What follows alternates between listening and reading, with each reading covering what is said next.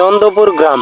সেখানে বাস করত একজন খুব লম্বা মানুষ, যার নাম আওয়াল।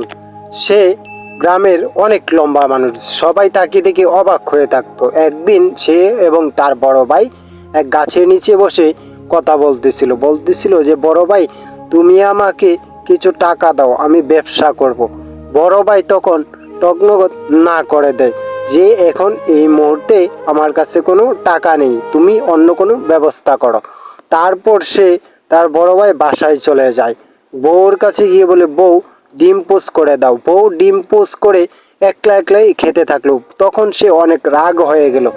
তারপর আওয়াল মিয়া প্রতিদিন ঠেলাগাড়ি চালিয়ে সে যেই টাকা ইনকাম করত, তার সংসার চালাতে বড়ই হিমশিম খেয়ে যেত।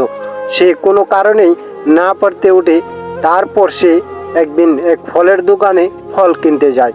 সেখানে বলে যে, ভাই, আমার কাছে কোনো টাকা নেই আজকে, তুমি আজকে আমাকে কিছু ফল বাকি দাও, আমি কালকে দিয়ে দেব। ফলের দোকানদার এবং আরেকজন কাস্টমার, তারা দুজনেই অনেকক্ষণ তর্কাতর্কি করতে থাকে। এই ফলে ফলওয়ালা বলে যে, টাকা ছাড়া আমি কাউকে ফল দেব না, প্রয়োজনে তুমি কোথা থেকে টাকা আনবে সেটা তোমার ব্যাপার। তারপরে ওই কাস্টমার বলে, আরে ভাই, আপনি তো অদ্ভুত ধরনের লোক, ফল চাচ্ছি, আপনাকে টাকা দেবো, আপনি ফল দেবেন না কেন?